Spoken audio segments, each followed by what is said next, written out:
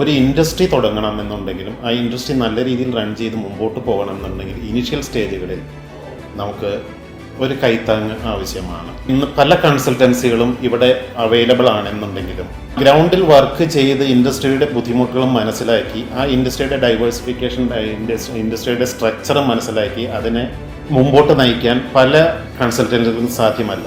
പക്ഷേ എന്നെ സംബന്ധിച്ചോളം എനിക്ക് എൻ്റെ അനുഭവം നോക്കുകയാണെങ്കിൽ പരിചയത്തിലുള്ള Y's Men's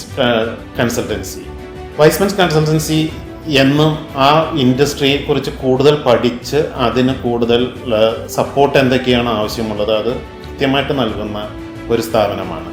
CHARIS pipes and tubes private ലിമിറ്റഡിനെ വൈസ്മെൻ കൺസൾട്ടൻസി തുടക്ക കാലഘട്ടം മുതൽ സഹായിച്ചിട്ടുണ്ട്.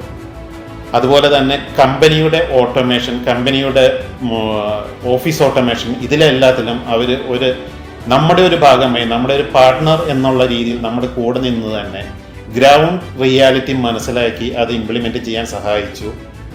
അത് ഈ അക്വാടെക് എന്ന് പറയുന്ന ബ്രാൻഡ് ഇന്ന് സൗത്ത് ഇന്ത്യയിൽ ഏറ്റവും നല്ലൊരു ബ്രാൻഡാക്കി മാറ്റുന്നതിൽ ഏറ്റവും നല്ലൊരു സപ്പോർട്ടായി എന്നും നിന്നിട്ടുണ്ട്.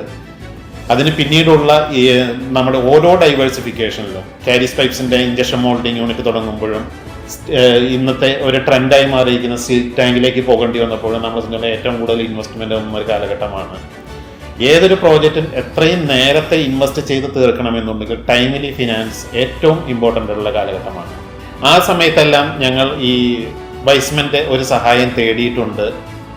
ഒരു കാലഘട്ടത്തിൽ നമുക്ക് കൊറോണ വന്ന കാലഘട്ടത്തിൽ നമ്മളെ സംബന്ധിച്ചുള്ള റോ മെറ്റീരിയൽ പ്രൈസ് പെട്ടെന്നൊരു ഹൈക്ക് വന്ന സമയത്തൊക്കെ 15 ദിവസത്തിനുള്ളിൽ തന്നെ നമുക്ക് ഫണ്ട് റൈസ് ചെയ്യേണ്ടി വന്നപ്പോഴെല്ലാം ആ ഫണ്ട് റൈസിങ്ങിനെല്ലാം സഹായിച്ചത് വൈസ്മെൻ്റെ ഒരു ഇടപെടൽ മൂലമാണ്.